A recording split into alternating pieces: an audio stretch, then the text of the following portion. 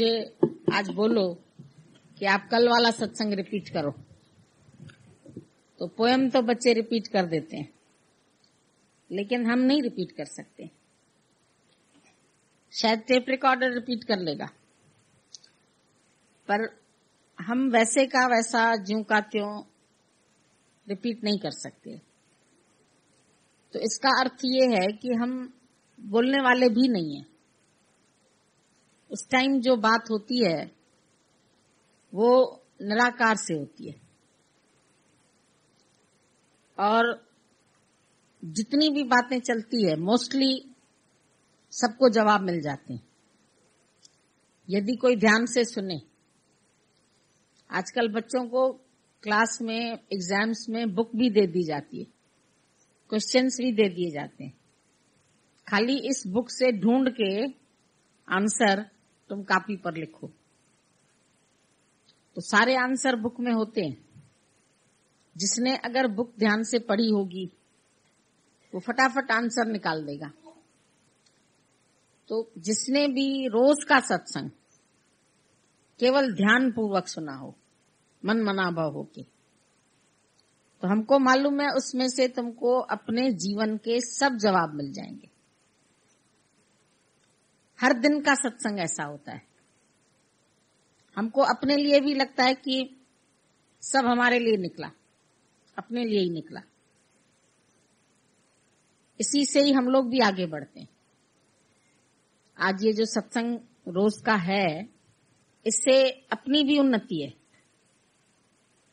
अभी भगवान ने बहुत अच्छी बात बोली देवताओं की, कि देवता सब तुमको बिना बोले सब दे रहे हैं, बिना कहे, बिना मांगे। ईश्वर ने अपनी ऐसी प्रकृति बनाई है कि वो सब कुछ तुमको तुम्हारे बिना मांगे दे रही है। जो जो तुम्हारी जरूरतें हैं, जितना मनुष्य को जीवन में चाहिए उतना उसको प्रकृति दे ही रही है। खाली हम उसके शुक्रगुजार हो जाएं। और अगर तुम भी एक प्रकृति का अंश हो, अंग हो, कुछ भी हो, तो तुम भी बिना मांगे सबको प्यार दो, सबको खुश करो। खाली अपने खुशी के लिए, अपने सुख के लिए हमको नहीं जीना है। ऐसी कसम अंदर से खा लो कि हमको जीवन में अपना सुख कभी नहीं चाहिए। इवन गुरु से भी अपने लिए सुख नहीं मांगो, सबका सुख मांगो। सर्वे भवन्तु सुखिना। हर एक संत बोलता है सर्वे भवन्तु सुखिना। हमारा जीवन तभी सफल है जब हमारे से सब लोग सुखी होके जाएं, एक भी हमारे से दुखी न हो। परमात्मा से भी दुखी न हो और हमसे भी दुखी न हो, और हम भी दुखी न हो, क्योंकि हम भी तृप्त हैं। तन और मन दोनों का संतोष है। तन से हमारी इंद्रियां तृप्त है, मन से हमको संतुष्टि है, हर बात में संतुष्टि है।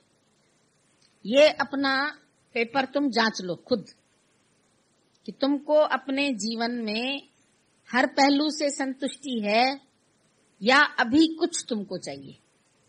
गुरु से संतुष्टि है या गुरु से भी चाहिए। अंदर से तुमको तृप्ति है या अभी तुमको और कुछ चाहिए। अंदर से तुम अतृप्त है। तुम सबको प्रसन्न करके जीना चाहते हैं या अपनी प्रसन्नता के लिए जीते हैं। गुरु की प्रसन्नता के लिए जीते हैं या अपनी प्रसन्नता के लिए या सबकी प्रसन्नता के लिए। ये तुम अपने अंदर में अपनी जांच करो।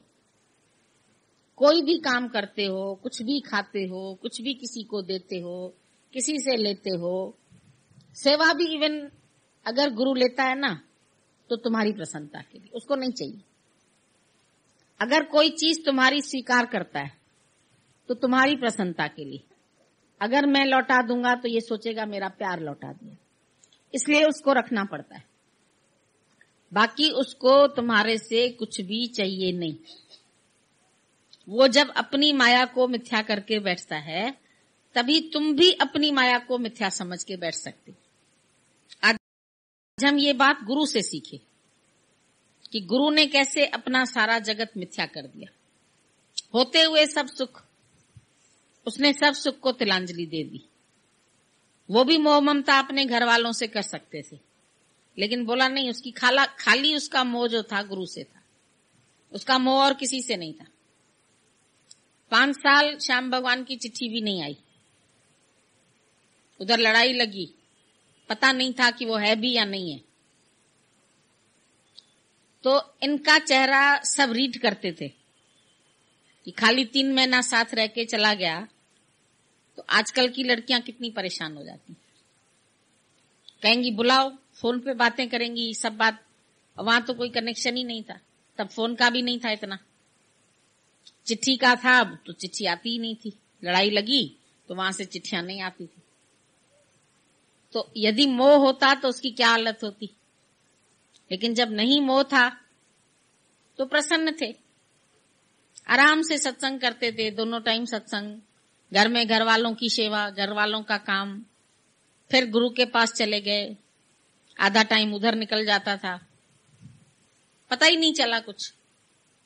अंदर में केवल एक ये भाव रख दिया कि मेरा ये जीवन यज्ञ है, और प्रजापति ब्रह्मा ने भी तुमको यज्ञ सहित पैदा किया, और यज्ञ का अर्थ है देना, पर देना वो जिसमें तुमको भी प्रसन्नता हो। हम देख के प्रसन्न हुए या देख के दुखी हुए कि हमारा हाय इतना निकल गया, हमारा समय इतना चला गया, हमारा पैसा इतना चला गया, हमारा घर बेकार हो गया। दिया तो उसमें तुमको भी प्रसन्नता हुई या नहीं हुई, क्योंकि गेंद हम जितनी जोर से मारेंगे उतनी जोर से गेंद हमारे पास आती है। यदि मैंने प्रेम किया है तो प्रेम रिटर्न होके भी मिलता है, और अगर रिटर्न में तुमको दुख लग रहा है तो शायद प्रेम नहीं दिया, या सही तरीके से कर्म नहीं हुआ। कर्म भी तुम्हारा राइट होना चाहिए ना, right value, right view, right vision, right understanding, right work. सारे दिन में तुम देखो तुम्हारे मन में किसी के लिए ईर्ष्या तो नहीं आई, किसके लिए राग तो नहीं आया, किसके लिए द्वेष तो नहीं आया, किसके लिए क्रोध की भावना तो नहीं आई, किसी से मनमुटाव तो नहीं हुआ, किसी से झगड़ा तो नहीं हुआ, किसके लिए अंदर ऐसी भावना तो नहीं आई कि ये तो ठग है, ये तो चोर है, ये तो हमारा खा गया, ये तो हमारा ऐसा कर गया, इन्हीं से कमाया, इन्होंने ही खा लिया। पब्लिक से ही कमाते हैं, कभी पब्लिक ही खा जाती, क्या कर सकते हैं। कुछ चला गया तो उनका, कुछ मिल गया तो तुम्हारा भाग्य। इसलिए किसी से भी राग द्वेष हमको नहीं है।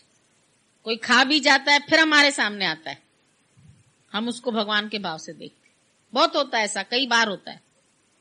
कोई हमारा सामान ले भी गया, हमारा पैसा ले भी गया, खा भी गया, तो भी हमको उसके प्रति अंदर में कोई द्वेष की भावना नहीं, क्योंकि यदि इसी समय प्राण निकले और हमने राग या द्वेष रखा तो हमारी क्या गति होगी।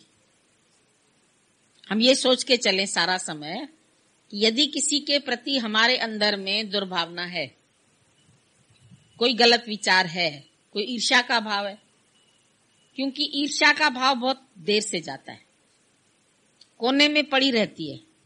सत्संग करने में भी एक दूसरे से ईर्ष्या होती है, इसके ज्यादा बन गए, मेरे कम बन गए, गुरु ने इसको ज्यादा बिठाया, हमको नहीं बिठाया, ये शायद ज्यादा निष्काम करता है, हम शायद कम निष्काम करते हैं, ये शायद इसको ज्यादा पूछता है, इसको शायद कम पूछता है।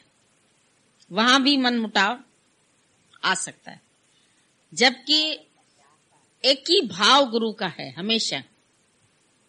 अगर आज तुम उससे एक ही भाव के हो सकते हो तो उसके अंदर में द्वैत का भाव कैसे हो सकता है।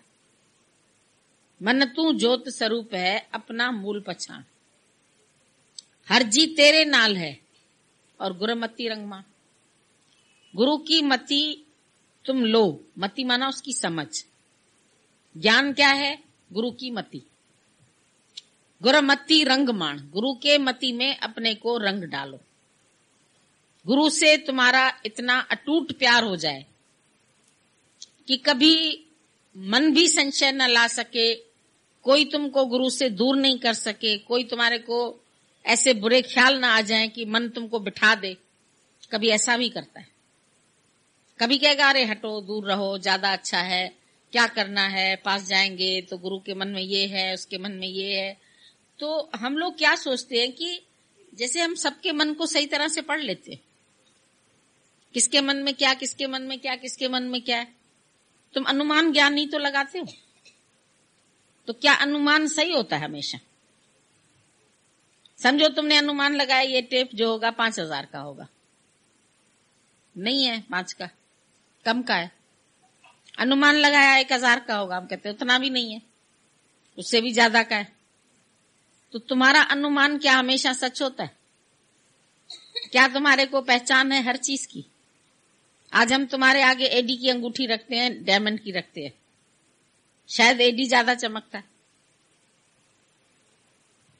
वो 22 कैरेट में बनता है, वो 18 कैरेट में बनता है, उसका सोना डिम पड़ जाता है, इसका सोना चमकता है। तो तुम कहेंगे एडी जो है वो ज्यादा चमक रहा है, पर हर चमकती हुई चीज सोना नहीं। ऐसे धोखे में जीवन को खोना नहीं। सिप्पी चमक रही है, हम समझते हैं इसमें चांदी है, ये हमारा अनुमान है, लेकिन चांदी नहीं है, वो तो सीप है। धूप पड़ने से ऐसे चांदी की तरह चमक रही है। कभी चले जाओ समुद्र किनारे, बहुत चमकती चमकती चीजें दिखेंगी तुम्हें, और हाथ में उठाओगे तो एक छिलका, कुछ नहीं है। तो जो चीज चमक रही है या जो चीज हमको ये आंखें दिखा रही है, क्या ये आंखें सब सच दिखाती हैं या विश्वास सच दिखाता है? जब रामचंद्र भगवान सीता को खोज रहे थे, हर एक से पूछ रहे थे मेरी सीता कहाँ है, पेड़ों से पूछ रहे, लताओं से पूछ रहे, टहनियों से पूछ रहे, जंगल के पक्षियों से पूछ रहे, पर जानवरों से पूछ रहे, अरे तुमने किसी ने सीता देखी, तुमने किसी ने सीता देखी। तो ऊपर से शिव पार्वती जा रहे थे, शिव जी ने राम को नमस्कार किया, तो सती जो थी वो परेशान हो गई। ये साधारण मानव रो रहा है अपनी पत्नी के लिए, और आप इसको नमस्कार कर रहे हैं, आपको क्या हो गया? अब आंख दिखा रही है कि एक व्यक्ति रो रहा है, जंगल में घूम रहा है, लताओं से, वृक्षों से, पत्तों से पूछ रहा है अपनी पत्नी का पता, और ये उसको ब्रह्म कह रहा है। शिव जी ने कहा ये ब्रह्म है, वो कहती है ये ब्रह्म नहीं है, ये मानव है तो मानव भी ब्रह्म रूप, लेकिन इंसान से भूल कितनी होती है। उसने कहा नहीं, मैं इसकी परीक्षा लूंगी। शिव जी ने बोला नहीं लो परीक्षा, ये इस समय नाटक कर रहे हैं, जैसे पिक्चर में कोई पार्ट कर रहा है, लेकिन वैसे तो वो बहुत करोड़पति आदमी है। पिक्चर में वो बीवी के लिए रो रहा है, वैसे तो उसकी बीवी घर में जिंदा है। तो कई चीजें पिक्चर में जो दिख रही हैं वास्तविक जीवन में उनमें नहीं होती है। तो शिव देख रहा है कि ये इसका नाटक है, और पार्वती देख रही है कि ये मानव है, ये रो रहा है, ये भगवान कैसे हो सकता है? कहता है मैं परीक्षा लूं। अरे लो जाके परीक्षा। पहले मना किया लेकिन नहीं मानी वो, उसने सीता का रूप धारण कर लिया। बोला अब कम से कम जिसको ढूंढ रहा है, अगर मैं सीता सामने जाऊंगी तो खुश हो जाएगा, मेरी सीता मेरे को मिल गई। लेकिन जैसे ही वो पास में आई, उन्होंने बोला माता आज आप अकेली क्यों आई हैं? शिव जी कहां पर है? उसका तो मत्था ही फिर गया। बोला ये तो मेरे को माता कह रहा है, पूछ रहा है शिव जी कहां है, आज अकेली क्यों घूम रही हो तुम? तो उसने तो पहचान लिया। अब उसकी आंखें देख रही है मानव, उसकी आंखें देख रही है भगवान। तुम्हारी आंखें क्या देखती है जगत में? सबको मानव देखती है या भगवान देखती है? गुरु तुमको बोलता है सर्व में पेखे भगवान, तुम्हारी आंख कहती है नहीं ये तो मेरी सास है, ये तो मेरा ससुर है, ये तो मेरा बेटा है, ये तो मेरी बेटी है, ये तो मेरा रिश्तेदार है, ये तो मेरा नातेदार है, ये मेरा बेटा है। ऐसा ना हो जाए, वैसा ना हो जाए, अब शगुन देख रहे हैं, भगवान कहीं इसको भी न छीन ले। एक बेटा स्कूटर से मर गया, दूसरे बेटे को मां चढ़ने ही नहीं देती स्कूटर पे, वो स्कूटर से मर गया, तुम भी मर जाओगे। एक किडनैप हो गया, दूसरा भी किडनैप हो जाएगा। एक को किसी ने मार दिया, दूसरे को भी मार देंगे। दोनों की प्रारब्ध एक सी होती है क्या? तुम्हारी आंख क्या देखती है, तुम्हारा मन क्या सोचता है, क्या सचमुच ऐसा ही होता है? या तुम मन के द्वारा ठगे जा रहे हो? मन तुमको ठग रहा है, मन तुमको जगत दिखा रहा है, मन तुमको मेरा तेरा दिखा रहा है, मन तुमको सब जीव और जगत सत करके दिखा रहा है, और गुरु तुमको मिथ्या करके बता रहा है। तुम कह रहे हो ये दिखाई दे रहा है, कैसे मिथ्या? जो कुछ हमारी आंख देख रही है, क्या ये गलत है? अरे हमने तो आंखों से देखा, तो आंखों से तो पार्वती ने भी देखा। तुम बोलते हो आंख से देखा ना, कैसे हम ना कर दें गुरुजी, मैं अपनी आंखों से देख के आ रही हूं, ऐसा ऐसा हुआ। और गुरु कहता है कुछ हुआ ही नहीं, ब्रह्म में कुछ होता ही नहीं, आकाश में कुछ होता ही नहीं, ना कोई मरता है, ना कोई आता है, ना कोई जाता है, ना कोई इंसल्ट है। मेरी इंसल्ट कर दी उसने, तो हम समझ जाते हैं कि तुमने गुरु वाक्य सत्यम नहीं किया। गुरु ने तो तुम्हें ब्रह्म बनाया, लेकिन तुम बोलते मेरी इंसल्ट हुई, तो तुम तो जीव रह गए। मेरे को ऐसे शब्द क्यों कहे, मेरे साथ ऐसा व्यवहार क्यों किया, मेरे को क्यों नहीं समझा, मेरे को समझने की कोशिश करे गुरु, मैं कहां से बात करता हूं। अरे कई बार हमें ही नहीं कोई समझता, हमारा कोई इंटेंशन भी नहीं है, लोग बोलते नहीं तुमने इस इंटेंशन से काम किया। अच्छा भाई किया होगा। ज्ञानी तो गलती मान लेता है, सॉरी बोल देता है, बात खत्म कर देता है। जितना बात को हम बढ़ाएंगे, बात तो बढ़ती चली जाएगी। इसलिए ज्ञानी बात को बढ़ाता नहीं है, आनी मानी झगड़ा टूटा। तुमने कहा तुम गलत हो, अच्छा भाई हम गलत हो सकते हैं, आगे के लिए नहीं करेंगे। बात खत्म हो गई, झुक गए, बात खत्म हो गई। बोलते तो बहस हो जाती। अपने आप को ही मिटा डालो।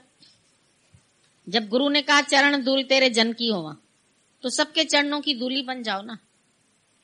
क्राइस्ट जिस दिन उसको क्रूसीफाई कर रहे थे, उस दिन उसने अपने सब शिष्यों के पैर छुए।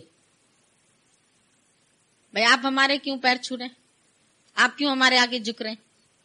बोला ये आज सत्य बता रहा हूं तुमको कि आज दिन तक भी तुम समझ रहे थे कि तुम झुके हो गुरु को, लेकिन आज दिन तक भी मैं ही झुका हुआ था। और तुम भी आगे अगर किसी को कुछ सुनाओ तो तुमको भी झुकना ही पड़ेगा। कोई नहीं सुनेगा बिना झुके, क्योंकि गिरा हुआ इंसान उसको उठाना है तो झुकना तो पड़ेगा ही। मुझको उठाने के लिए तुझे झुकना ही पड़ेगा। कभी गाली भी देते हैं भक्त, मुझको उजाड़ा तुझको भी बसने नहीं दूंगा। वो बोलता है भाई मैं बसना ही कब चाहता हूं, मैं तो पहले ही बसा बसाया हूं तुम्हारे दिल में। भक्त कहता है तूने मुझे उजाड़ दिया, संसार से छुड़ा दिया, मेरे अंदर से विकार हटा दिए, मेरे को क्या कर दिया तुमने, मैं क्यों पागल हो गया हूं, मुझे क्यों संसार नहीं अच्छा लगता है, मुझे क्यों घर बार नहीं अच्छा लगता है, मुझे कुछ कर दिया। विवेकानंद ने लड़ाई किया कि रामकृष्ण से, बोला तुमने मुझे पागल बना रखा है, तुम मेरी सत्यानाश कर दिया, मेरा मन नहीं लगता कहीं, किसी कारोबार में मन नहीं लगता है, घर में मन नहीं लगता है, काम काज में मन नहीं लगता है। तो हंस रहा था रामकृष्ण। प्रेम में पागल था, दीवाना था, उसको दीवानगी थी रामकृष्ण से। दौड़ता दौड़ता सुबह को एक दिन पांव में छाले पड़ गए, कांटे लग गए, पैदल पैदल नंगे पांव पहुंच गया गुरु के पास। बोला क्या किया है तुमने मुझे, देखने में तो तुम पागल सन्यासी लगते हो, लेकिन है क्या तुम्हारे पास, तुमने मुझे मिसमैरिज्म तो नहीं कर दिया, मैं क्यों नहीं रह पा रहा हूं तुम्हारे बिना, एक मनुष्य दूसरे मनुष्य के बिना क्यों नहीं रह पा रहा है। तो जब ऐसी स्थिति आ जाती है, अंदर वाला सोचता है पता नहीं मेरे को ऐसा क्यों हो गया। अभी बोला ना प्रेम रोग, तो जिसको लग गया समझ गुरु संग योग है, ऐसा प्रेम किसी को लगे तो उसका योग भी हो जाता है परमात्मा से। तभी तो वो इतना दीवाना हो गया, तभी उसका घर द्वार छूट गया, तभी उसकी माया कट गई, तभी उसके अंदर से सारे देश को ऊपर ज्ञान के द्वारा उठाने की कोशिश की। ऐसा उमंग उसको आया। एक बार टच किया उसको खाली सिर पर, तो उसको समाधि लग गई 8 घंटे की। जब उठा तो बोला मैं कहां था, क्या हुआ मुझे, ये समाधि कैसी लग गई। बोला समाधि तुमको सहज में लग गई। कहता ऐसी समाधि फिर मुझे दे दो, इसमें तो मेरे को आनंद आ गया बहुत। बोला आज के बाद कभी नहीं लगेगी तुम्हें समाधि। ये कैसा गुरु है, पिट लगा रहा है कि हमको समाधि लग गई और ये कह रहा है कि तुम्हें समाधि ऐसी फिर नहीं लगेगी। बोला समाधि में तो मरे के समान है तू। 8 घंटा नींद कर ली, 8 घंटा समाधि लग गई। तो समाधि और नींद में क्या फर्क है?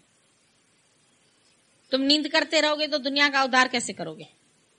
तुम केवल अपना सुख लोगे समाधि में, तो सबको सुख कैसे बांटोगे? क्योंकि सबको सुख बांटने के लिए तो पूरी पदयात्रा करनी पड़ती है गुरु नानक की तरह। बेचारा 2 झोला लेकर के घूमता रहता था घर घर में, कभी लालू बढ़ई के पास तो कभी कहां तो कभी कहां घूमता रहा। रामचंद्र बेचारा बन बन घूमता रहा, कभी शबरी के पास तो कभी अहिल्या को तारा तो कभी केवट। ऐसे ऐसे तो भगत थे उसके। वो पत्थर दिल अहिल्या बनी पड़ी थी और केवट क्या था बताओ, कौन सी जात का था? बिलनी कौन सी जात की थी? वो कितना रघुवंश का था और वो कैसे थे? उनको मिलने के लिए जंगल में यात्रा की, बताओ। तो दूसरे के हित के लिए हुआ ना।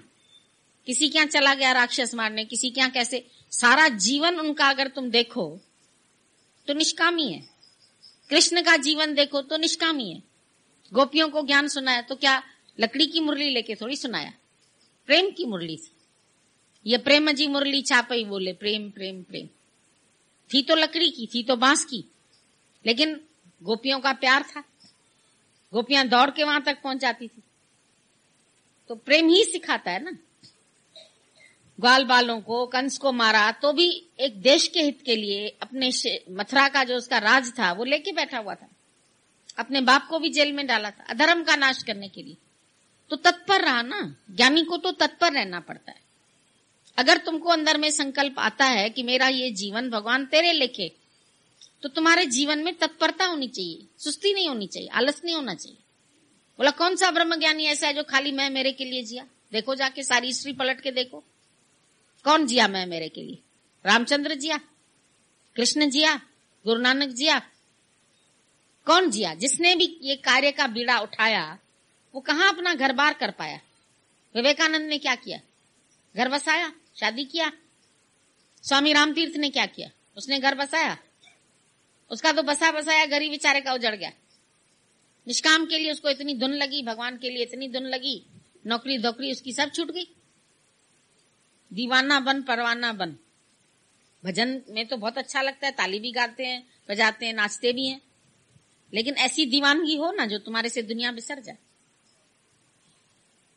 घड़ी ना विसरूं राम को, चाहे दुनिया बिसरी जाए। तो दुनिया बिसरी, ऐसा प्रेम का कोई नशा लगे जो भूल जाए दुनिया, भूल जाए तेरा मेरा, भूल जाए जगत, निकल जाए सब वासनाएं, निकल जाए इच्छाएं, राग द्वेष निकल जाए, संतुष्टि आ जाए जीवन में, आनंद आ जाए। क्या प्राप्त करने आते हैं यहाँ हम? गुरु के पास आते हैं क्या लेने के लिए आते हैं? जिस वखर को लेन तू आया। गुरु के पास तुम आया तो कौन सा वखर माना वस्तु? जिस वखर को लेन तू आया, तुम दुनिया में किस चीज के लिए आए, किस काम के लिए आए, क्या खरीदने आए? राम नाम संतह दर पाया। राम नाम खरीदने आए, राम से मिलने आए, परमात्मा से मिलने आए, परमात्मा की सृष्टि की सेवा करने के लिए आए। कहां से मिलेगा? संतह दर पाया। संतों के दर पर ये सेवा तुमको मिलेगी। पर कब मिलेगी? तज अभिमान, जब अभिमान छोड़ दोगे। मैं हूं का ही अभिमान है, मैं ही रोग है तुम्हारा। हो मैं दीर्घ रोग है। और दारू भी इसमें, मैं ब्रह्म हूं ये दारू हो गया, और मैं शरीर हूं ये रोग हो गया। मैं हूं, हो मैं दीर्घ रोग। दीर्घ काल से, पता नहीं कब से, जन्मे मरे जन्मे मरे जन्मे, ये रोग चलता आया, कंटिन्यूटी होती रही। भले शरीर बदलते रहे, मन तुम्हारा वही रहा। जन्म जन्म का बिछड़ा, परमात्मा से मेल हुआ ही नहीं। जीव जबते हरि ते बिलगान्यो, हरि से जब से अलग हुआ और देह गेह कर मान्यो, शरीर को घर बना दिया, तब से दुखी हो गया। जो सच्चा घर है वो तो भूल गया, उसको अपना आत्मस्वरूप भूल गया, और शरीर को ही मैं मान के इसी घर में उलझा रहा, दुखी रहा, परेशान रहा। मेरा घर, मेरा पति, मेरे बच्चे, मेरे बंधन, मेरी दुनिया। अरे तेरा अंदर वाला तो आजाद हो जाए। शरीर बंधन में भी हो, पर मन से तुम आजाद हो। मन में तुम्हारे आसक्ति न हो, मन में तुम्हारे इच्छा न हो, मन में तुम्हारे रोग न हो, भय न हो, बीमारी न हो, डर न हो, चिंता न हो। पूछो अपने से। मन से तुम फ्री है, मन से तुम आजाद है। Man is a man when he is free and free from mind. Mind माना मन। माइंड से फ्री हो तुम, ख्यालों से फ्री हो। गुरु ने ख्यालों से खाली किया है। अब मैं उड़ने लगी सूखा पत्ता पवन में हो जैसे। गुरु का काम है तुमको बिल्कुल ख्यालों से खाली करे। तुम आते हो ख्यालों का इतना बड़ा गट्ठर लेके, गुरु उठाता है उसको, एक तीली लगा देता है। गुरु के पास आते हो, गुरु एक धक्का देता है, सिर से तुम्हारी गठरी गिर जाती। धरी सिर पाप की मटकी वो ब्रह्मानंद ने चटकी। गुरु ने चटक दिया उसको, तोड़ दिया, खत्म कर दिया। कहते हो कृष्ण मटकी फोड़ता था। अब मटकी काहे को फोड़ेगा? कोई बदमाश है, गुंडा है, कौन है वो? बेचारी गोपियां पानी भर के ला रही हैं और वो कंकड़ी मार रहा है उसको। अभी कोई तुम्हारी मटकी को कंकड़ी मारे तुम उसको अच्छा आदमी समझेंगे? और गोपियों को तो उसके ऊपर प्यार आता था। तो मटकी कौन सी फोड़ी? ये देह अध्यास की। कपड़े ले गया उनके। कोई चोर है कपड़े लेके जाएगा? बदतमीजी करेगा? तो नहाने चली गई और वो कपड़े चोरी करके चला गया। वो कपड़े देह अध्यास के, तू नहीं है, ये तूने धारण किया। कल मैंने बोला जिस जिसको तुम मेरा कहते हो वो मैं नहीं हूं। मेरा शरीर है पर शरीर मैं नहीं हूं। मेरा टेप है पर टेप मैं नहीं हूं। जो जो मेरा कह रहे हो, खाली मैं सत्य हूं, मेरा सब असत्य है। मेरा सब बदल जाएगा। मेरी सहेलियां बदल जाएंगी, मेरे माँ बाप छूट जाएंगे, पति कभी चला जाएगा, बच्चे बच जाएंगे, बच्चे चले जाएंगे। जो मेरा मेरा है सब जग चलनहार। एक लाइन में गुरु नानक साहब ने कह दिया, सब जग चलनहार। किस नाल कीजिए दोस्ती? किसके संग तुम अपनी दोस्ती लगा रहे हो, निभा रहे हो? मुझे इससे वायदा निभाना है, मुझे इतने बजे यहां पहुंचना है, मुझे मैंने फलाने से वायदा किया है, वो तो जरूर पूरा करना है। और जो गर्भ में वायदा किया सबसे पहले वो तो भूल गए। वायदा गर्भ में था, किया भूलूंगा तुझको ना हरी। फिर कैसे तुम फंस गए जाल में? अभी भी छूटना है जाल से, तो अभी भी तुम देवताओं को प्रसन्न करो, देवता तुमको प्रसन्न करेंगे। वो तो कर ही रहे हैं, तुम्हारे लिए जी ही रहे हैं। सूर्य देवता सुबह उदय होता है, हवा तुम्हारे लिए, अग्नि तुम्हारे लिए, जल तुम्हारे लिए, आकाश तुम्हारे लिए, भूमि तुम्हारी, सब बैठे हो आराम से। भगवान ने तुमको इतनी बड़ी सृष्टि दी है, धरती धर्मशाला दी है। धर्मशाला में रह के चले जाते हैं 2-4 दिन, यहाँ भी अपनी आयु बिता के चले जाते हैं। कोई रहना किसी को भी नहीं। रहना नहीं, देश बेगाना है। बेगाना देश है, इसमें क्या ममता रख के बैठे? मेरी जमीन खा गया, मेरा पैसा खा गया। तेरा आया कहां से? पैदा हुआ तो कुछ नहीं लेके आया, तन पर कपड़े भी नहीं लेके आया। अब मेरा मेरा मेरा मेरा बना के